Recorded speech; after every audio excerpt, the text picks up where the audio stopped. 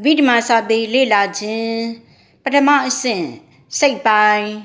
စာမျက်နှာ15ပူဇော်ခြင်းအကုတလဝိပဿနာ9ပါးဖြစ်ပုံ၁ဥပိ္ပခတဟကိုစက္ခုဝိညာဉ်စိတ်တစ်ပါးအဓိပ္ပာယ်ကအတင်းအတင်းခံစားမှုနှင့်တကွဖြစ်သောမြင်သည့်စိတ်တစ်ပါး၂ဥပိ္ပခတဟကိုတောတဝိညာဉ်စိတ်တစ်ပါးအဓိပ္ပာယ်ကအတင်းအတင်းခံစားမှုနှင့်တကွဖြစ်သောကြားသည့်စိတ်တစ်ပါး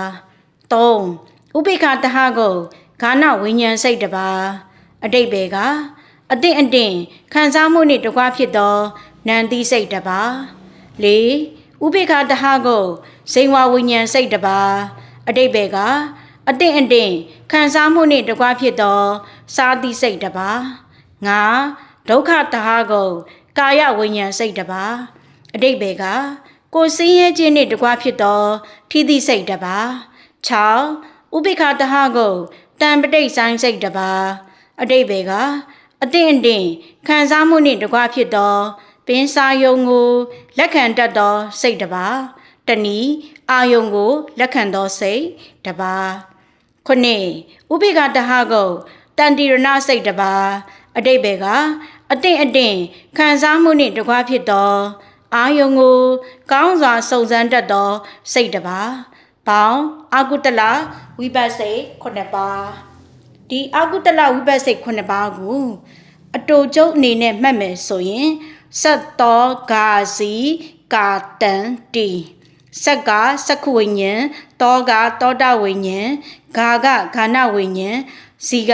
ဇေဝဝိညာဉ်ကာကကာယဝိညာဉ်တန်ကတန်ပဋိဆိုင်တီကတန်တိရဏဖြစ်ပါတယ်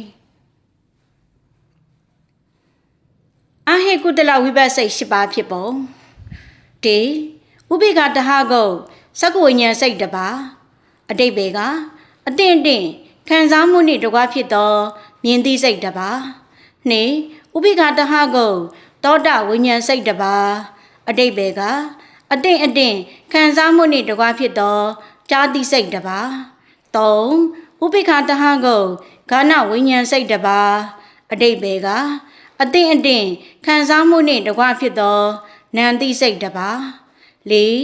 ဥပိ္ပခတဟကိုဇိဝဝိညာဉ်စိတ်တစ်ပါးအဓိပ္ပာယ်ကအတင်းအတင်းခံစားမှုနှင့်တကွဖြစ်သောစားသည့်စိတ်တစ်ပါး၅ဒုက္ခတဟကိုကာယဝိညာဉ်စိတ်တစ်ပါး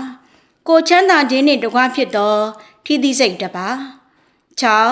ဥပိ္ပခတဟကိုတံပဋိဆိုင်စိတ်တစ်ပါးအဓိပ္ပာယ်က